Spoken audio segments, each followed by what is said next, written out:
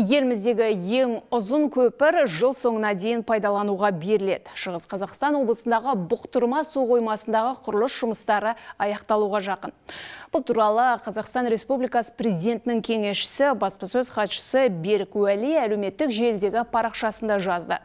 Естеріңізге салайық, осыдан 5 жыл бұрын мемлекет басшысы Қасым-Жомарт Тоқаев үкімет пен Шығыс Қазақстан облысы әкімдігіне Twitter арқылы Бұқтырма су қоймасына көпір салу үшін қаржы бөлуді тапсырған еді. Қазіргі уақытта құрылыс аяқталуға жақын.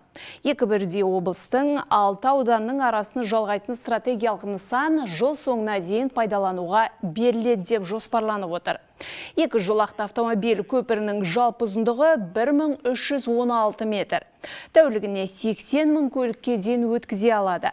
Сонымен қатар жоба аясында ұзындығы 19 шақырымға жуықтайтын жаңа автожол құрылысы қарастырылған. Ол көпірге барып қосылады.